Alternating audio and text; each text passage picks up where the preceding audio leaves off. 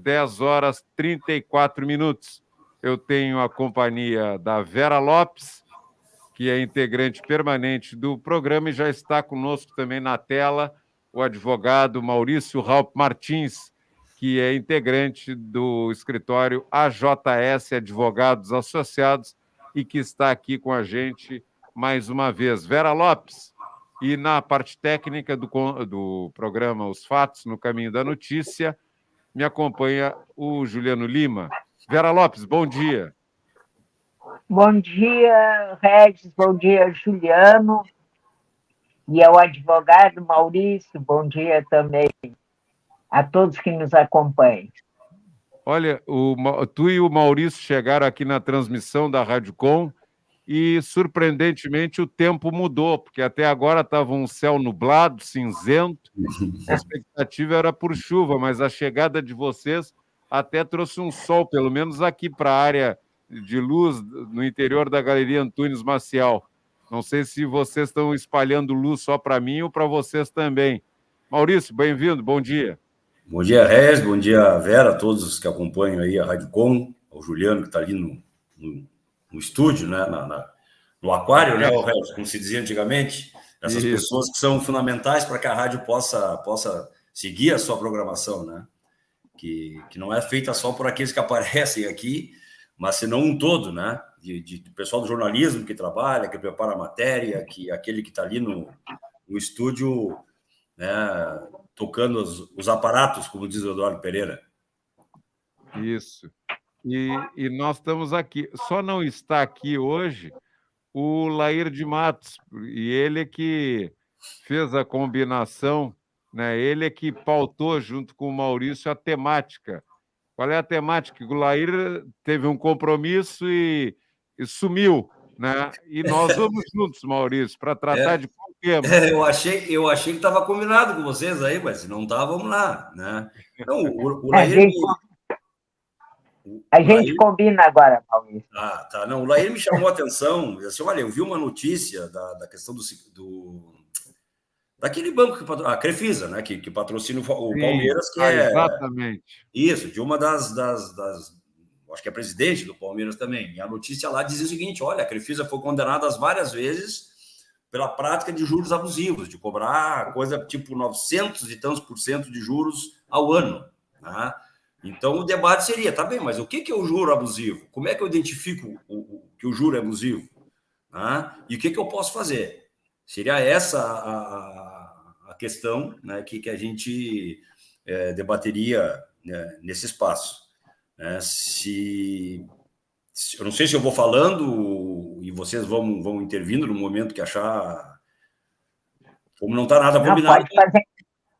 Acho melhor fazer a introdução, Maurício, mas a gente vai perguntando. Tá isso bem, aí não vai faltar. Tá, então assim, mas... o que nós estamos tratando? Do crédito. O crédito é fundamental, né, para inserir as pessoas no mercado de consumo. Tem muita gente que não se alimenta se não tiver o cartão de crédito, tem muita gente que não compra material escolar se não tiver o cartão de crédito, né? E quando eu falo crédito, não é só o cartão de crédito, é tu poder acessar valores, tirar um empréstimo, coisa e tal, né? E assim por diante. Então, o crédito ele é fundamental, né? O Zygmunt Bauman, né? Ele tem um livro que é A Vida Crédito, e ele dizia assim: bom, esse sistema, né, ele te induz a que tu tenha que consumir. E se tu não consumir, tu não é feliz.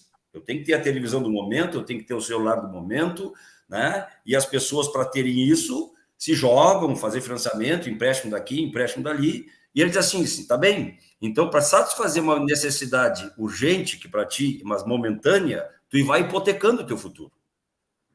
Porque o que nós tratamos, na verdade? Principalmente de idosos que são aposentados ou pensionistas, né? Que têm lá a sua aposentadoria e logo eles vão conseguindo fazer empréstimo com muita facilidade. Né? Chega a tal ponto que eu, na minha área profissional, volto e me deparo com pessoas que dizem: olha, eu só tenho R$500 hoje para sobreviver. Porque o resto está tudo comprometido. O empréstimo tal. Então, esse é um fator, né? Que o crédito, ao mesmo tempo em que ele é fundamental para certas questões vitais, vamos dizer assim, uma doença na família, a pessoa não tem dinheiro, ela vai fazer um empréstimo, ela tem que salvar aquele familiar. Ou se eu tenho que comprar alimentos, eu vou fazer isso, ou se eu vou comprar material escolar, eu vou fazer isso. Tem o outro lado que eu quero ter o celular do momento, eu quero ter a televisão do momento, eu quero ter isso, aquilo. De qualquer modo, isso te leva a, no geral, um superendividamento, né? Que vai inviabilizar essa pessoa de realizar, de manter a própria sobrevivência com dignidade. Porque uma pessoa que chega lá no final do mês e sobra R$500, ela já não tem mais nem como se alimentar, né?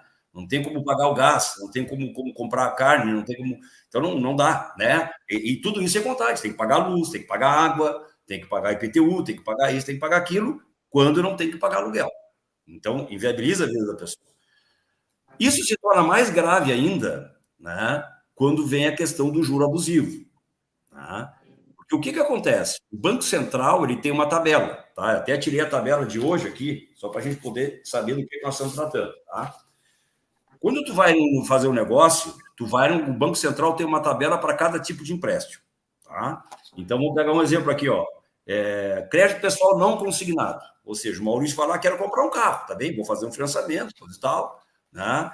O Banco Central te dá uma tabela, que ele tem tantos bancos cadastrados lá, com as suas taxas de juros mensais e anuais. O que está no meio dessa tabela é considerado como juro não abusivo. Então, por exemplo, hoje, nessa modalidade de empréstimo que eu falei, o juro mensal é de 4,2 e o juro anual de 64,27. Tá? Ainda tem uma margem de 1,5% a mais do que isso, que ainda é considerado juro legal. Acima disso, se o cara te cobrar 20% ao mês, e, né, aqui no caso 64,27 por mês ao ano, te cobrar 100% ao ano, ele já está acima do que a taxa de mercado está dizendo, né, que é a taxa média. Maurício, atualmente é 4,2 o crédito para cá? Não é cá. Tá, eu dei um exemplo aqui, ó. Tá? Crédito. É que para carro vai ter específico, tá? Eu tô assim, ó. É muito menos. Talvez sim. Muito menos. Mas assim, ó. Crédito pessoal não consignado, tá? Não interessa a natureza. O Maurício quer tirar um empréstimo lá, um crédito pessoal para o Maurício. É essa tabela, tá? Se a gente vai para o crédito pessoal consignado, que é esse que faz o aposentado, que faz o pensionista, também tem uma tabela. Sim. Né? Que é de 1,79 ao mês e 23,70 ao ano. Sempre lembrando que isso pode ter uma variação de 1,5 a mais, tá? Mas fica em torno disso.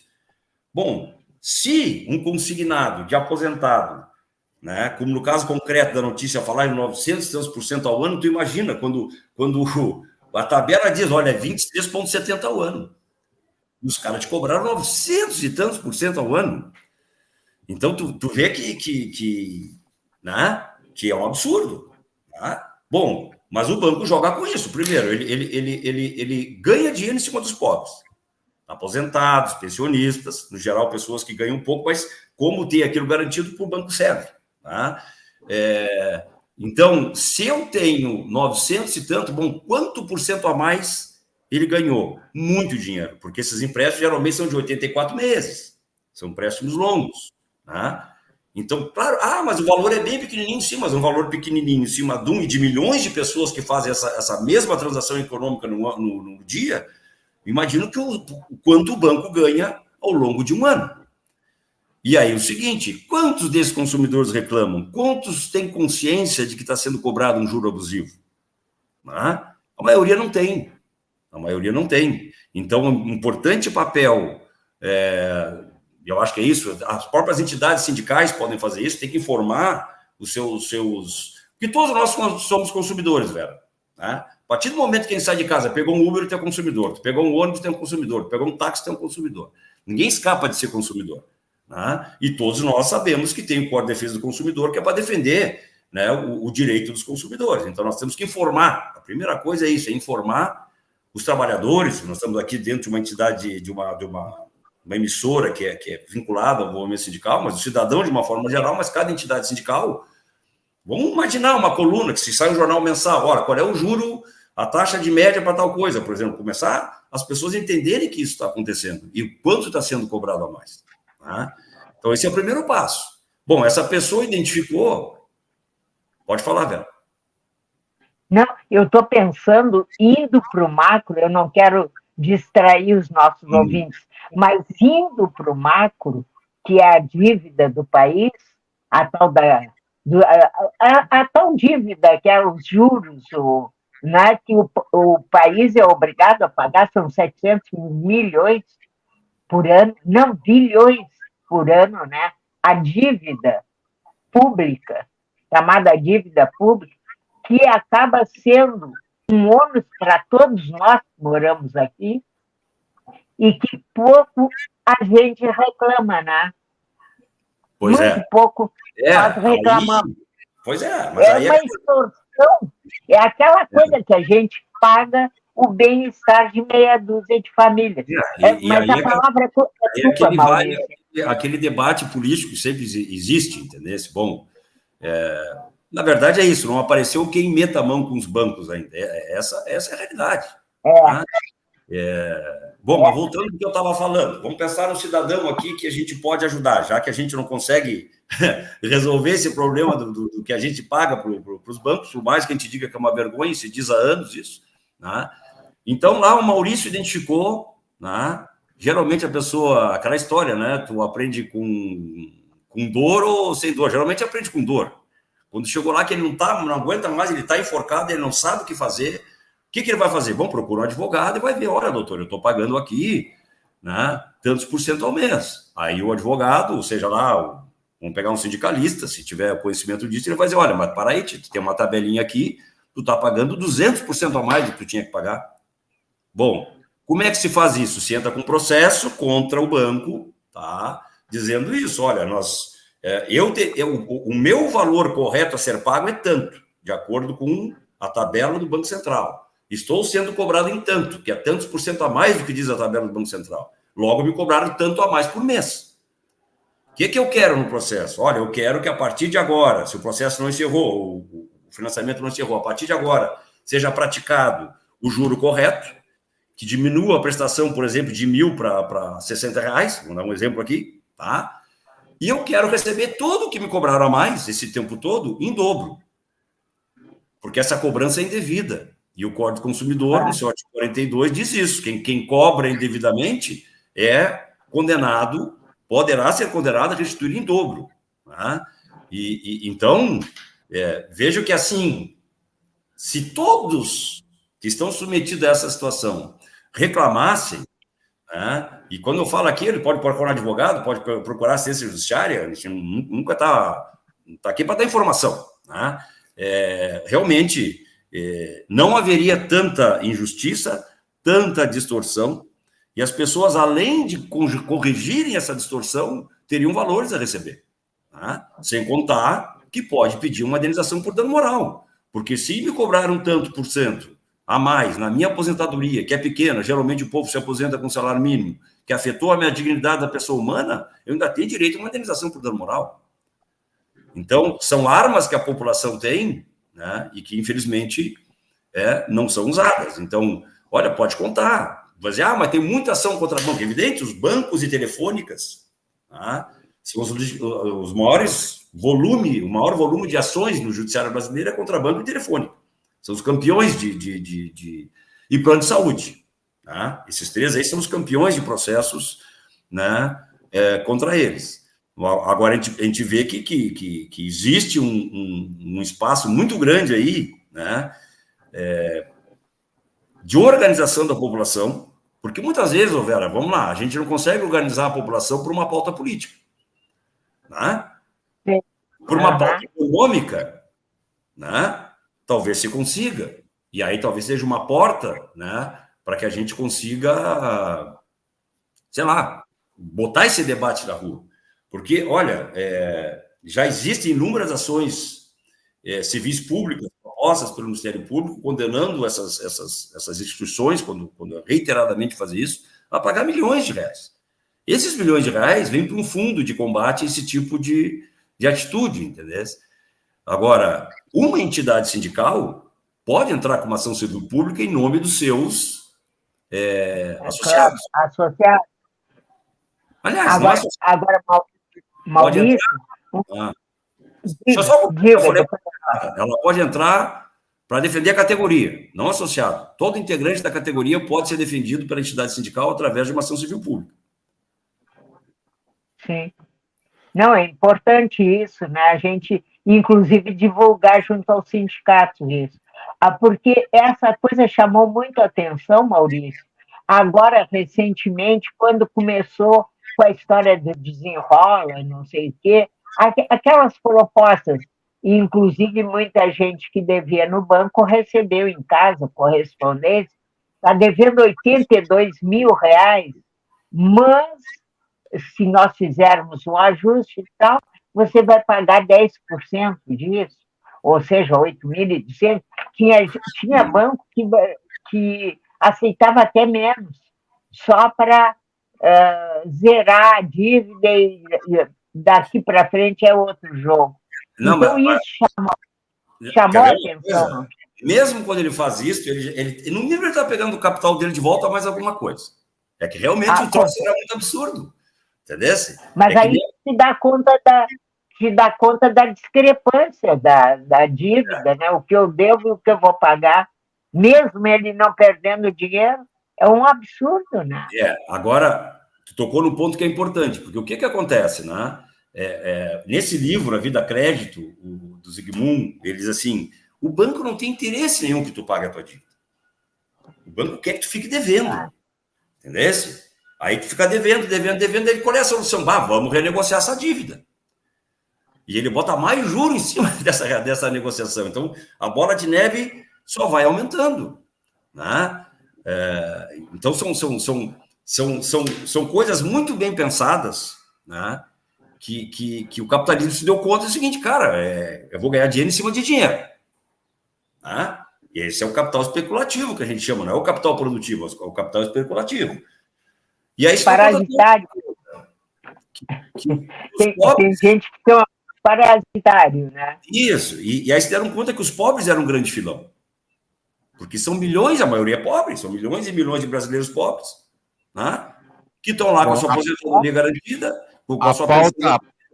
A pauta que está sendo tratada, quando o ouvinte perceber um som meio de lata, é que quando um fala em cima do outro, na internet não é a mesma coisa que se fosse numa rádio. Numa rádio FM ou AM, a mesa tem canais, então o som fica melhor distribuído. Agora, aqui na internet, se uma pessoa fala em cima da outra, o som sai mascado, sai um som com um barulho de lata. Isso aqui não é da cabeça do Regis, isso aqui é um aprendizado com um engenheiro que conhece que me disse isso, que na internet é por isso que uma pessoa tem que esperar a vez da outra falar. Bem, dito isso, a Leila Pereira, que é a presidenta do Palmeiras, era essa cidadã a quem o Maurício Raup Martins estava se referindo antes de eu sair da transmissão. A Leila Pereira, citada aqui na Rádio Com, tempos atrás, por uma pessoa que é autoridade nesse assunto, Maurício e Vera, que é a Josete Vignoli. A Josete Vignoli trabalha na Receita Federal. E a Josete, alguns meses atrás, disse para mim aqui, ou disse para mim no WhatsApp, que a dona Leila tinha que se cuidar com a sonegação. Ela tinha que prestar contas daqueles impostos que ela deveria estar pagando e que não estaria pagando. É uma outra ordem de responsabilidade que talvez ela não esteja dando conta. Nesse caso que o Maurício abordava até aqui, são juros abusivos, né? Como tem aqui numa matéria que foi passada para mim pelo Lair, só para ter mais uma ideia, essa empresa Crefisa, que é propriedade da Leila Pereira, presidenta do Palmeiras, a Sociedade Esportiva Palmeiras, um dos grandes clubes brasileiros e do mundo, e que a Crefisa é patrocinadora do clube. E segundo a revista Forbes, a Leila Pereira é a quarta mulher mais rica do Brasil, com fortuna estimada em 8 bilhões de reais. 8 bi de reais é a fortuna estimada da dona Leila Pereira. Em um dos processos em que ela tem sido condenada, um aposentado de 70 anos relata ganhar menos que 5 salários mínimos mensais. Ele assinou em 2017 um empréstimo com a Crefisa no valor de R$ 3.571,72 em 9 parcelas. A taxa de juros cobrada foi de 22,5% ao mês, ou 987,22% ao ano. É mole ou que mais, Maurício Raupo Martins? Não, mas é isso que eu falei antes, né, Regis? Tem essa tabelinha que a gente... Né? Então, assim, a gente... Quando alguém abordar onde você... como é que eu sei se o juro é abusivo? Tem uma tabela do Banco Central. Sabendo isso, já é meio caminho andado para a gente chegar no que está sendo cobrado a mais ou não. Mas assim, Regis, tem alguns bancos, né? Vamos pegar assim, na minha experiência profissional, Caixa Econômica Federal, Banco do Brasil, Banrisul, dificilmente tu pega isso de ter juro, taxa acima, né? Pode até acontecer, mas no geral eles respeitam a taxa de mercado. Agora, BMG, Facta, né? A Crefisa, são 3 que pode contar, né? Quem tem empréstimo com esses aí, talvez depois de eles levarem muita lambada no judiciário, pode ser que eles, né, se acalmem um pouco. Mas eu peguei já situações tipo isso, 600% ao ano, 700% ao ano, e assim vai, né? E agora eu queria ver, né, queria aproveitar um gancho que a Vera falou, que tem essa questão do desenrola, tá? Que foi criado pelo governo Lula como uma forma das pessoas, né, poderem voltar ao mercado, né, pagando as suas dívidas, né? Eu, sinceramente, eu não entrei muito, eu não sei muito como é que funciona, né? O que eu ouvi de uma pessoa, dizer, olha, mas é que são poucas parcelas, então ficaria difícil de conseguir desenrolar por aí. Mas tem uma outra possibilidade, tá? Que, olha bem, nós estamos falando lá desde o início, né, da necessidade do crédito, da necessidade, muitas vezes, de fazer financiamento, e que esse financiamento vai levando a tal ponto que a pessoa fica no super endividamento. Então, eu já peguei casos de aposentado que tem assim, ele tem tudo que puder, mais um pouco de empréstimo consignado, tá? Então, além disso do empréstimo consignado, que já tem em determinados bancos, ele tem outro financiamento com o banco, sei lá, o Banrisul, por exemplo, né? Bom, resultado, essa pessoa sofre desconto de tudo que é lado e ela está sobrando aí, como eu disse, R$500 para ela sobreviver, pagar água, luz, comprar gás, não sei o que, não sei o que. Não dá. A matemática é fácil, essa pessoa não consegue sobreviver com dignidade. E aí o Código Consumidor teve uma alteração, acho que faz uns 2 anos e alguma coisa, que criou a questão do superendividamento, né? Como é que eu posso resolver isso, né? Eu tenho que pegar, eu, consumidor, dizer, olha, doutor juiz, eu ganho tanto. É descontado isso para esse banco, isso para esse banco, isso para esse banco, isso para esse banco, tá? Eu ainda tenho que pagar o aluguel, que é tanto, eu tenho que pagar a luz, que está aqui a conta de luz a média é tanto, eu tenho que pagar a água, está aqui a conta, e tenho que pagar a internet, e consumo medicamento ainda. Eu sou um cara idoso e tenho que tomar assim, assado. Tu prova para o juiz que não tem como tu pagar tudo isso de uma vez só. E se tu continuar pagando, tu vai realmente ter a tua sobrevivência e a dignidade afetadas. Então, o que o Código Consumidor cria? Chama todo mundo, faz um concurso de credores, tu faz um pedido inicial para o juiz, dizendo o seguinte, olha, eu posso...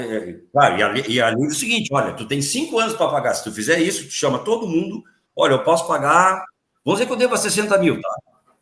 Eu posso pagar R$1.000 por mês. R$1.000 por mês, em 60 meses, que são 5 anos, tu paga a dívida, tá? Então, se tu faz uma matemática, bom, tá só 1.000, né? Vamos pegar que a pessoa recebesse 4 mil, desses 4 mil sobrou só 1.000, tá? Ou 500 que eu falei, tá? Bom, se eu consigo fazer um plano para pagar R$1.000 por mês, os outros 4 ficam limpos para mim, e eu volto a ter uma vida digna, tá? Para que seja 2, para quem está recebendo 500, tu muda radicalmente a vida da pessoa. Só que, claro, qual é o problema? Eu tenho que ter uma condição de pagamento, tá? Fazer uma proposta, olha, eu posso pagar R$1.000 por mês, tá? E tu chama todos, tá? Tu chamou lá, vamos dizer, a Crefisa, o BMG, a Facta, a Banrisul, Caixa, sei lá, quantos bancos tiver, tá? Chama todo mundo, A dívida total, tu tem que tentar conseguir pagar em 5 anos, aí claro que vai depender muito do que tu ganha, né? E aí o juiz vai dizer para eles, olha, pessoal, é isso que tem. E aí um banco diz, não, mas eu não aceito, né? E o juiz vai abrir prazo para ele justificar por que não aceita, mas no final o juiz pode decidir, dizendo, olha, realmente vai ser aprovado esse plano e vai ser pago isso. R$ 1.000 por mês, não tem juros, tem só a correção monetária, que a gente pode acertar para pagar depois. Pois é. Vera. Sim, eu queria perguntar para o Maurício qual é o tribunal que a gente vai, além de falar com o advogado, aonde tem que ir? Quer dizer, o advogado vai levar o cliente em que juízo? Não, é na justiça comum, simplificando, no fórum. Tá? É no juízo civil, né? Eu só não sei se ficou claro isso, entendeu? Porque assim, ó, eu fiz uma agora que 5 anos não dá. O PROCON não adianta, não resolve. Não, porque esse é um sistema que assim, ó, obrigatoriamente é judicial. O PROCON até pode fazer uma negociação nos mesmos termos por fora, tranquilo, não tem problema. Mas se não aceita, né? Vamos supor lá, a faca, mas eu não aceito isso. Bom, eu vou para o judiciário. E se o juiz definir que é assim, não tem mais o que fazer. Tá? O juiz marca uma primeira conversa e já tem um detalhe. Quem não for, o banco que for intimado e não for, automaticamente o juiz já vai dizer, olha, para ti vai ser assim. Vai ser no plano que o fulano apresentou. Então, essa é uma grande alternativa, né? Claro, tem que ser feita toda uma matemática, não é todo caso que vai dar para enquadrar nisso, mas eu digo o seguinte, velho, funcionário público, seja municipal, estadual, federal, né, é o que tem grande chance de colocar isso em prática. Por quê? Porque muitos estão extremamente endividados, mas ele tem um ganho mensal que permite fazer uma matemática que permita pagar. Aquele que é aposentado e ganha salário mínimo, dificilmente ele vai conseguir fazer isso. Né? Porque, poxa, ele já é o mínimo, é mínimo. Se ele tá, sabe, ele não vai ter como pagar. Eu peguei uma senhora agora que ganha salário mínimo, ela deve R$30 mil. Qual é a matemática que eu vou conseguir fazer, né, para ela pagar R$30 mil em 5 anos ganhando, entendeu? Até dá, mas aí o que acontece? Na verdade, o que te sobra é quase a mesma coisa que te sobra hoje. Ou seja, nada, porque se eu vou ter que pagar em tanto tempo e o valor que eu tenho que aportar para pagar em tanto tempo é alto, vai me sobrar nada igual. Né? Mas os funcionários públicos, né, ou pessoas que recebem uma pensão mais elevada, né, um aposentado que recebe uma boa aposentadoria, esses têm mais chance de conseguir. E a gente vê, aproveitando aqui, tem alguns comentários, tem cumprimentos para nós e tem uma observação de alguém que está operando a conta do Sindicato Alimentação de Pelotas no YouTube, falou que o som estava muito baixo. Não estava. O som do Maurício está muito bom, está nada baixo. Quem está ouvindo lá é que está precisando de um otorrino. Agora, o Floravante dos Santos Moraes diz buenas, companheiros, e a Elô, a DJ Elô, diz uma coisa que ela diz, bom dia, Elô. Boa pauta. Ontem eu passando na frente de muitas dessas casas que emprestam dinheiro, fiquei apavorada com a quantidade de gente que eles pegam, estão sempre cheias. E isso é verdade mesmo. Eu também passo aí no centro, calçadão da 15 ali, na volta da Praça Pedro Osório, perto do Teatro 7 de Abril, sempre tem no calçadão, e quando não é a casa que está cheia, como diz a Elô, tem pessoas na rua te atacando e te oferecendo alguma coisa. A voracidade desse pessoal não é mole, Maurício. Pois é, foi boa intervenção, porque assim, ó, a abordagem é na rua, né? Mesmo às vezes não estando lotado, quando está lotado, né, vai para a rua para continuar atendendo. Quando não está lotado, vai para a rua para chamar a gente para dentro. Né? Bom, e aí o seguinte, ó, dentro dessa questão toda de juro, tem uma coisa que é fundamental, que o direito do consumidor garante. Né? E a gente tem que pensar o seguinte, gente, ó, o direito do consumidor, ele foi uma das primeiras leis depois da Constituição. Ele é de 90. E a Constituição diz, será criado um Código de Defesa do Consumidor. Não tem outra interpretação. Código de Defesa do Consumidor, ou seja, é um direito fundamental. Tudo que está dentro do Código do Consumidor é um direito fundamental porque ele está pautado na Constituição. Né? Isso é importante a gente lembrar disso. Né? E dentro, quando se cria o Código do Consumidor, um direito fundamental é o direito de informação. Tá? Vamos pegar um exemplo. Tá? Eu chego lá, Maurício, aposentado, quero fazer um empréstimo consignado. O cara do banco não me fala nada que eu tenho direito ao empréstimo consignado e me faz um empréstimo cartão de crédito. Consignado, modalidade cartão de crédito. Eu falei aqui, por exemplo, consignado, a média é 1,79, o cartão de crédito é 3,79, vamos dizer, mais que o... Né? E, bom, aí tá, aí eu vou questionar isso na justiça. Mas ele assinou, digo, sim, mas ele teve oportunidade de saber das duas modalidades e fazer a escolha? Porque alguém é louco de fazer uma escolha no que eu podia pagar 1 e pouco, pagar 3 e pouco, e mais o cartão de crédito. Isso fica eterno, porque a pessoa vai pagando só aquela fatura mínima, então, é maluco, tu vai pagar pro resto da vida. Alguém é louco de fazer uma escolha dessas? Se teve condições de analisar as duas propostas? Não, ninguém faz em sã consciência isso. Então, faltou informação. Né? E a informação, né? Se não tem informação, eu posso questionar isso a qualquer momento. Né? Fala, Maurício, o Lair gostou tanto dessa pauta. Aliás, os méritos são dele. Quem sugeriu a pauta foi ele. Que ele está aqui, ele sacrificou um compromisso importante que ele tinha e está aqui. Bom dia, Lair. Bom dia, Vera, Maurício. Na verdade, o assunto é uma provocação do Maurício. Essa questão do direito... O teu som é que está prejudicado, Lair. O teu som, o Juliano está me fazendo sinal que está muito mastigado, muito... né? Está com problemas. Não sei se dá para tu te aproximar mais do equipamento, mas nós estamos te ouvindo muito chiado. Vamos ver. Vamos ver se melhorou. Eu tô... ainda está tá com... Pipocando. Tá tremido, está chiado. É isso. Não, na verdade está cortando, Pipocando. né? Isso. Ele corta o tempo todo. É isso. Eu estou aqui na sala do Maurício, vou ir para outro lugar. Aqui é a sala que eu estava de atendimento do doutor Maurício. Então vem para cá, vem aqui para cima, aqui, tu fica do meu lado aqui. Ficam os dois no mesmo. Ficam os dois no mesmo equipamento, que fica melhor. E não pode chegar com o teu equipamento, teu celular perto da microfonia. Aí, agora ele saiu. Bom, vamos ver. Maurício, mas esse assunto, Vera, Maurício, ele é fundamental, porque como tem... O Brasil é um país extremamente desigual. Tem gente que tem muito dinheiro e tem gente que não tem nenhum dinheiro. Agora sim, agora essa dupla Maurício e Lair agora vai fazer sucesso. Então, como tem gente que tem muito dinheiro, Lair, e tem gente que não tem nenhum dinheiro, aí bolaram essa história dessas empresas aí, dessas casas que emprestam dinheiro, banco empresta dinheiro, casas que emprestam dinheiro. Tem um monte de gente sem dinheiro, Lair de Matos. Só pode dar gente endividada, ou não? É claro, eu acho que tinha que se ensinar na escola. Essa questão da educação financeira se fala há algum tempo.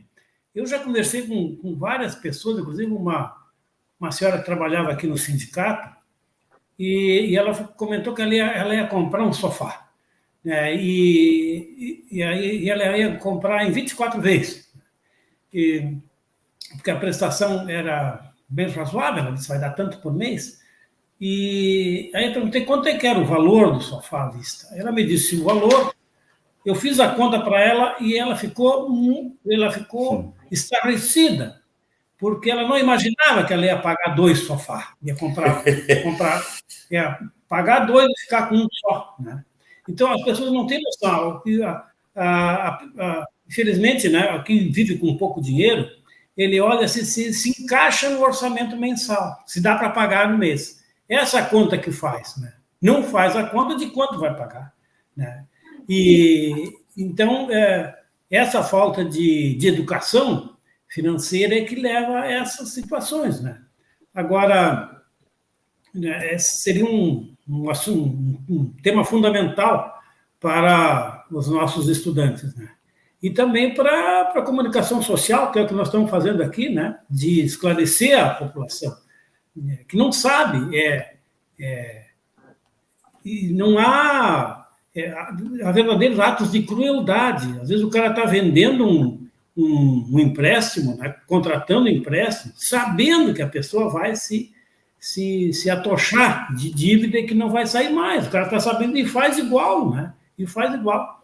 Então, eu acho esse assunto do juros corchante, porque uma parte da nossa riqueza vai para lá, né? Eu estava ouvindo ali a Leila, Leila Pinheiro, né? Não, Leila Pinheiro era cantora, é uma cantora brasileira. A presidenta do Palmeiras é Leila Pereira. Então tá, uma fortuna de 8 bilhões. Ela amealhou essa fortuna pegando um pouco de cada idoso, um pouco de cada pobre, né? É isso, no fim das contas, né? Como é que ela chegou a essa riqueza toda? Ela é uma empresária competente. Não, capitalismo é roubo. Essa expressão é antiga, capitalismo é roubo, né? Foi roubando dos outros, né? Não, mas como o Maurício falou, não, mas o cara assinou, sim, mas o cara assinou no desespero e na ignorância, né? E aí não vale, nessas circunstâncias não vale a assinatura, né? É como assinar sob tortura, né? Confessar sob tortura, né? O cara está encalacrado ou, né, não tem conhecimento, e mais, a confiança que as pessoas têm, né, em quem está fazendo a proposta. Quando a minha sogra era viva, ela recebeu um telefonema, ela morava em Pedro Osório. Aí, no final da vida, aí, nos últimos 2 anos, ela morou com nós, porque não podia mais ficar sozinha. Ela morava sozinha lá em Pedro Osório e veio morar com nós aqui.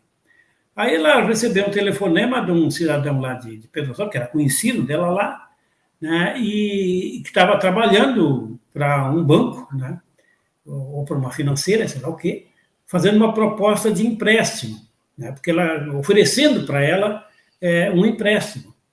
E, na verdade, ela não estava precisando de dinheiro, né, porque ela recebia a pensão e a aposentadoria dela.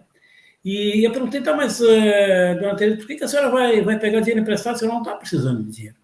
Não, mas até o fulano me disse, porque aí, fazendo empréstimo, eu boto ali na conta, se de uma hora para outra eu precisar, eu tenho dinheiro ali, né? Vejam só, porque aí tu usa, a pessoa idosa, ela está sempre preocupada que de uma hora para outra ela pode precisar de dinheiro para cuidar da sua saúde, né? Porque tem coisas que o SUS, ela tem que fazer um exame, né, mais complexo, né?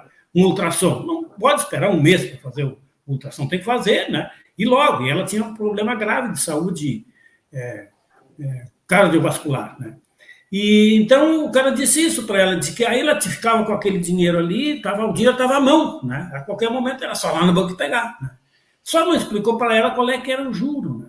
Era um juro desses que o Maurício estava falando, assim, é tudo a mesma coisa, né? Aquele juro absurdo. E ela confiava naquela, foi difícil, eu convenci ela a não fazer o empréstimo, né? Porque o cara tinha feito bem a cabeça dela, né? Convencendo esse negócio da necessidade, que a senhora era uma pessoa idosa que estava tentando vender para ela. Nós, assim, na nossa idade, dona Teresa, a gente tem que estar preparado de uma hora para outra, né? A gente pode ter alguma coisa aí, né? E aí os nossos filhos, nossos parentes são tudo pobres mesmo, né? Então já é bom ter um dinheirinho reservado ali para isso. E aí a senhora vai pagar devagarzinho, você vai pagar, a parcela vai dar tanto assim por mês, né? E aí ela estava com a cabeça feita, né? E por conta disso, e também por conta de que ela confiava na pessoa que estava ligando para ela, né? Então tem todos esses elementos aí que tornam a situação mais pérfida ainda, né? Só para seguir nessa linha, assim, né? Tu quer saber quem é que fica primeiro? O primeiro sabedor que o cidadão brasileiro se aposentou é um banco. As pessoas ficam sabendo que se aposentaram porque alguém do banco tal liga, olha, o senhor pode transferir a sua aposentadoria para o banco. Eles já sabem, entendeu? E aí vem, claro, que toda uma sabe? Isso está ligado com o INSS, que alguém passa informação para o banco saber quem é que se aposentou. Evidente que isso que tem que ter algum canal de comunicação. Que é ilegal, como é que acontece, a gente não sabe.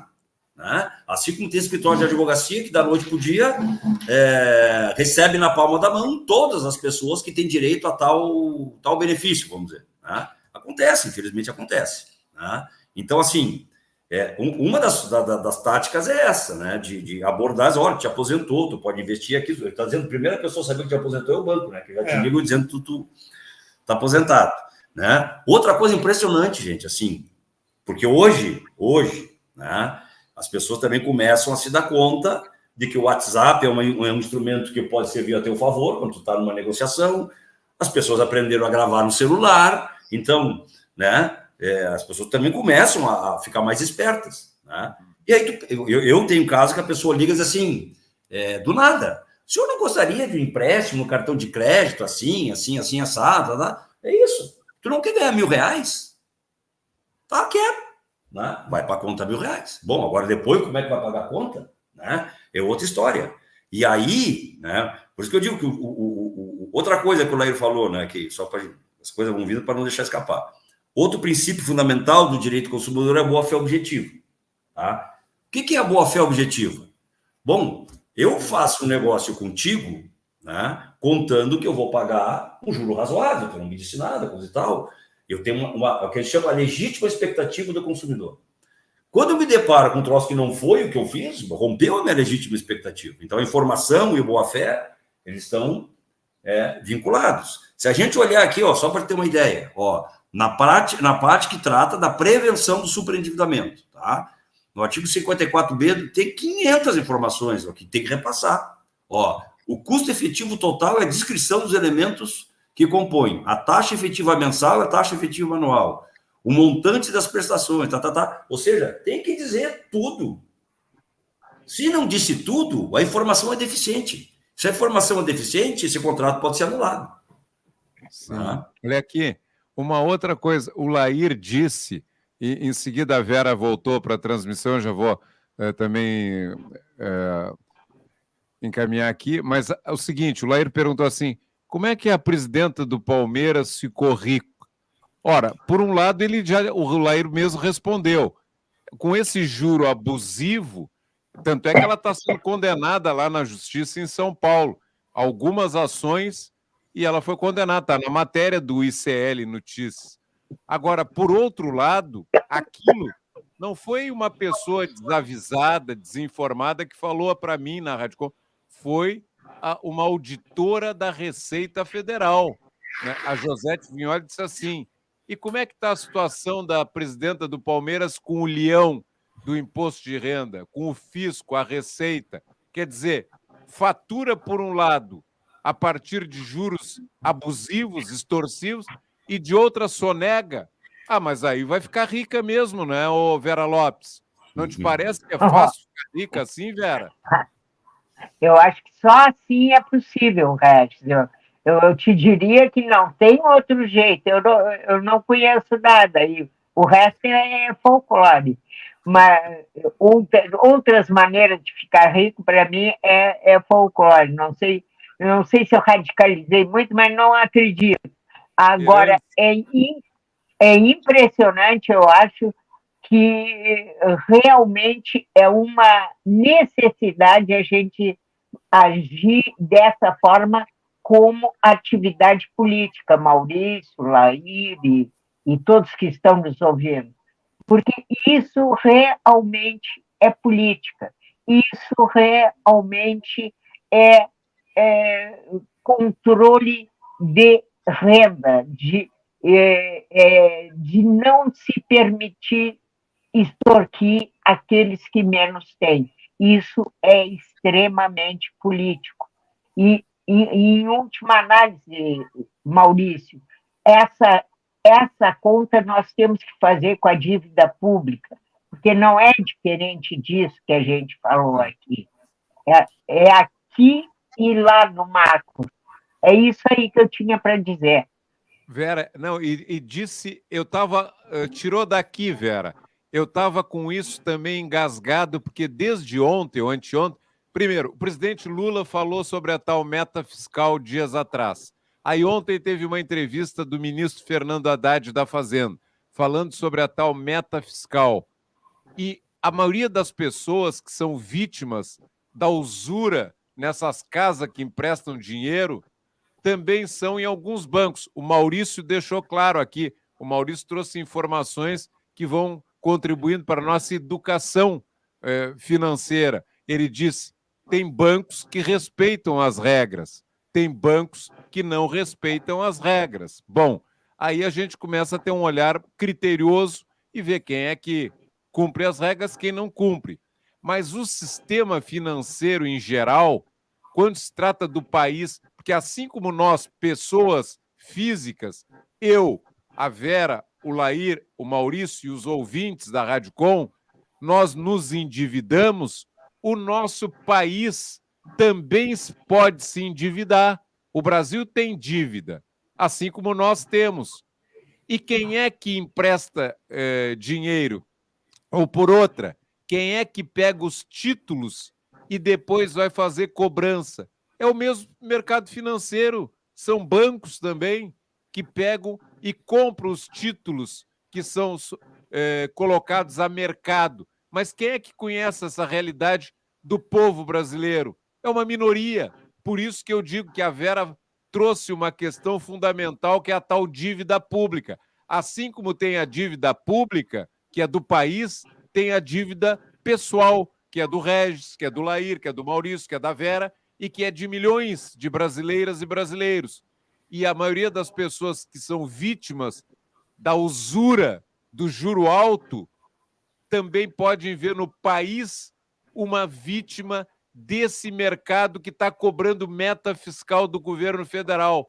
E aí eu não sou economista, mas é óbvio, é escancarado que essa meta fiscal ela tem muito menos a ver com as pessoas assalariadas do Brasil e muito mais a ver com o interesse da banca financeira que quer meta fiscal para que o dela fique assegurado. Ou alguém tem dúvida disso? Não é isso ou não é, Vera? Mas é essa a questão, não é? É aquela coisa, ele quer receber o que ele diz que investiu. Mas, na verdade, quem investiu foram todos, alguns poupadores, né, que têm o privilégio de ter um excedente e por aí afora. Mas a fórmula é a mesma. O vilão é o mesmo, Maurício. Aqui e lá. O vilão é o mesmo, né? O mercado financeiro, como disse o resto. E Maurício, tanto para cobrar de nós... Vamos pegar um outro vilão agora. Vamos pegar um outro vilão. Já pegamos banco. O assunto hoje era a questão do juros, mas vamos sair um pouquinho nesses 8 minutos que ainda temos. A CE foi privatizada.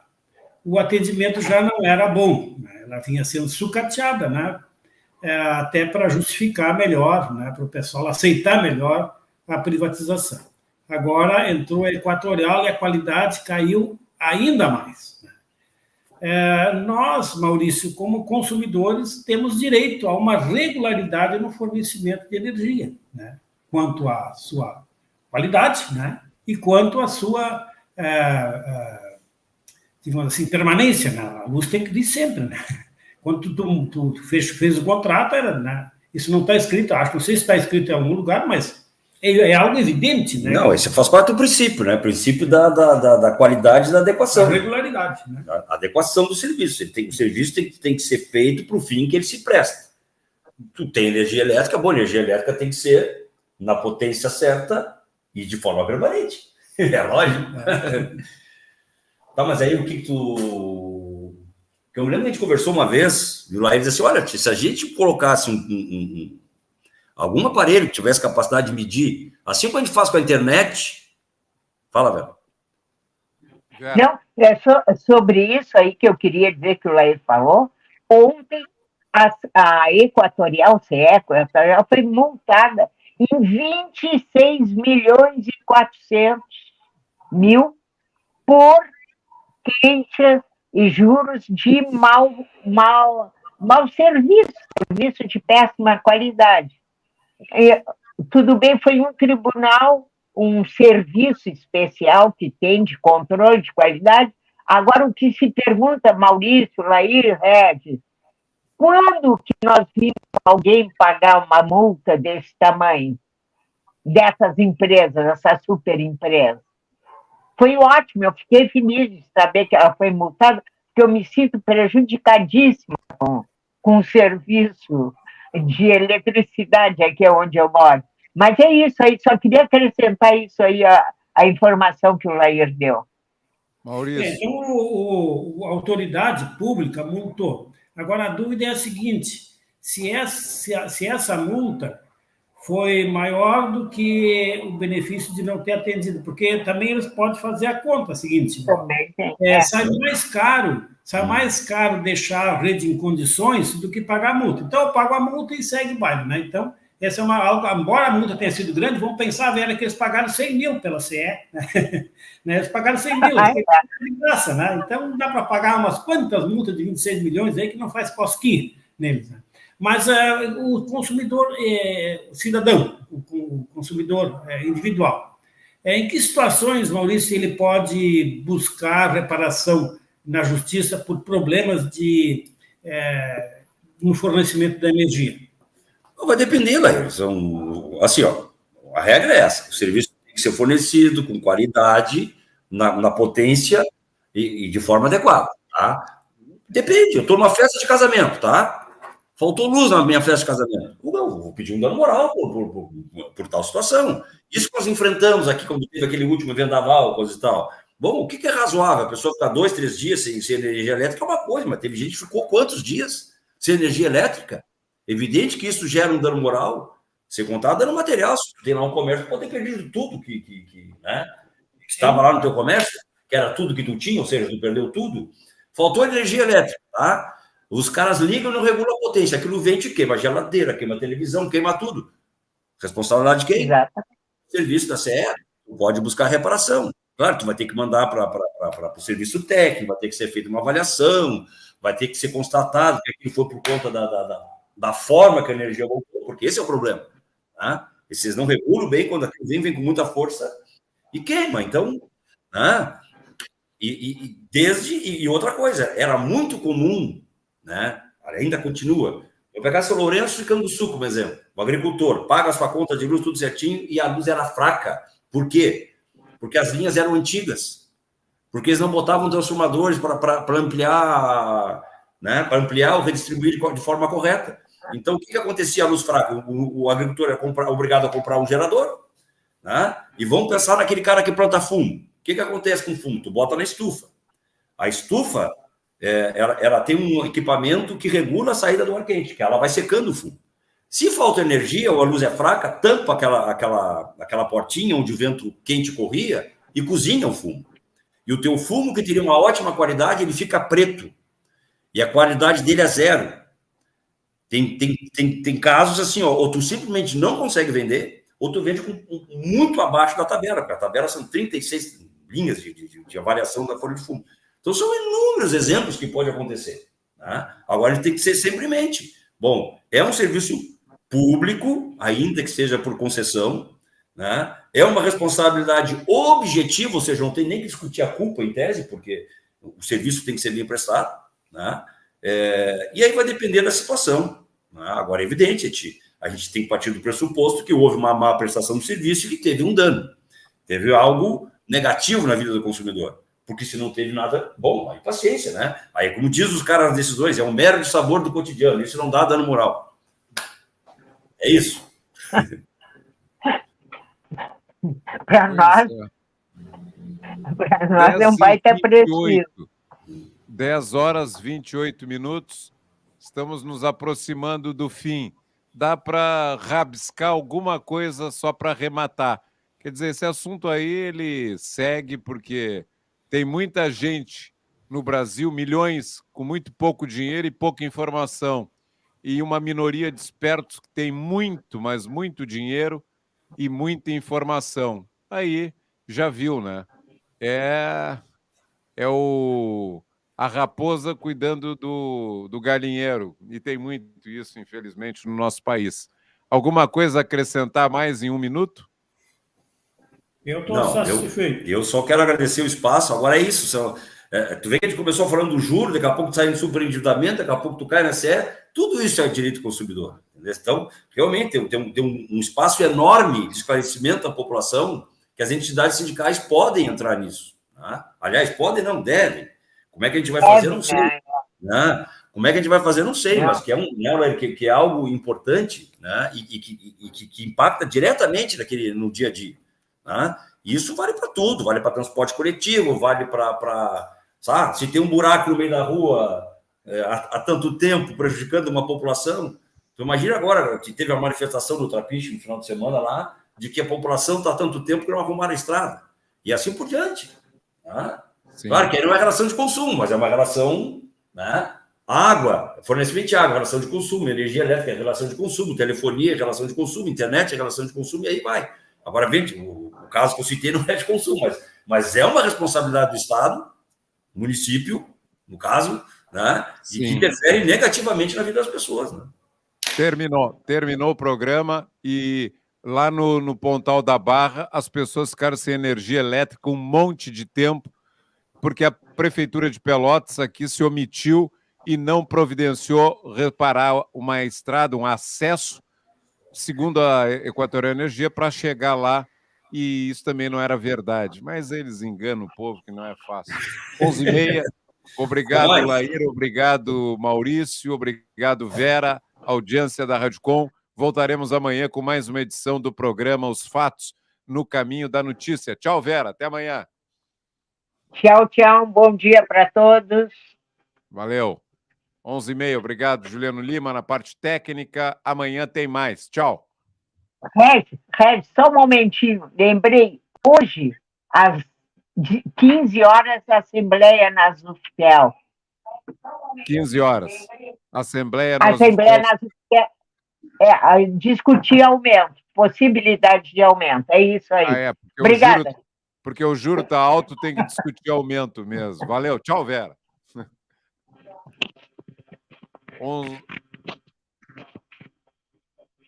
De expressão e de imprensa.